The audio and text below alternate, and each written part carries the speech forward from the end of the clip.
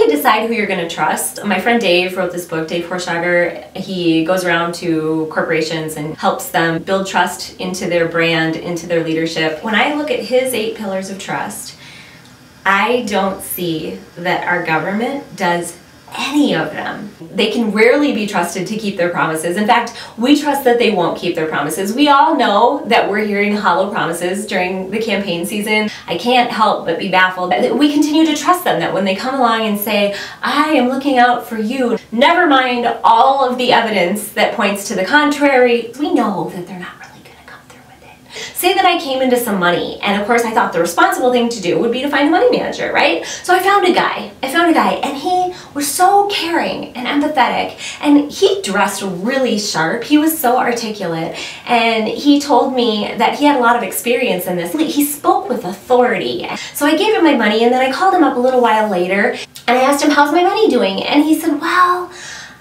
I was in China, and I met up with these prostitutes, and I'm thinking, where are we going with this? But okay. And he said, and they were drinking irresponsibly on the job. And we both know how dangerous that can be in that line of work. And I felt like it was my duty to help them learn to drink more responsibly. We're talking about my money, right? And he said, yeah, but don't worry, you'll get it back. And I'm like, well, but that's not all of my money, right?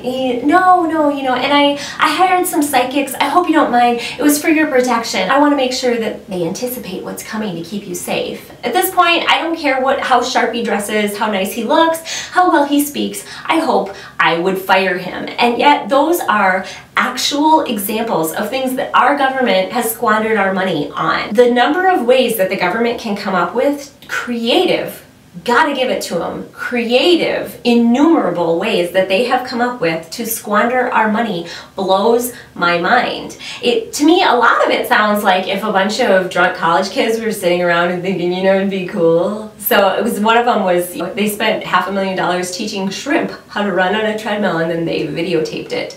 And then after that, they're like, hey, how about mountain lions? Should we teach them how to run on a treadmill? If you think that I'm just talking about random weird things and those are just rounding errors, go to the big things. They kept 100 Department of Homeland Security employees at home on paid leave for a year.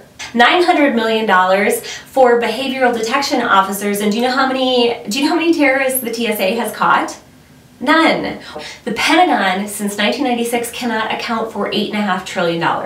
Like, oops, where did it go? They don't know. And the list just goes on and on. Look at poverty prevention, right? Because that's what they keep promising, is they keep promising that they're gonna make us more well off. Starting with the war on poverty. So 50 years we've been fighting a war on poverty. We've spent $22 trillion. That is inflation adjusted. It does not include Social Security or Medicare. I'm just talking about anti-poverty efforts. What are we seeing for our money? Are we seeing that people are being pulled up out of poverty and given a new start in life? Actually, since 1996, the number of Americans living on $2 a day or less has doubled. By all measures, the war on poverty has been a failure. We should not be looking to the government to be a good charity. And I think this is there's an obvious reason for this, because when I give to a charity, I have expectations for my money. There was a charity that I used to donate my time and my talents and my money to, and they started doing things that I didn't approve of. So I took my money elsewhere. And charities know that. Charities know that they are under the microscope. They know that if they have a scandal, that is a terrifying day for them. It can put them under. But the government doesn't have that same set of pressures. That doesn't mean that there aren't great people who work for government, who are hardworking, well-intentioned people. Overall, when you look at what's accomplished, the trajectory is that governments do poorer than private entities. It's because they don't have that pressure. They just don't have the pressure of competition where people know that they can just take their money elsewhere. According to the Harvard Business Review, half of all managers don't trust their leaders. Clearly, we have a trust problem in business as well.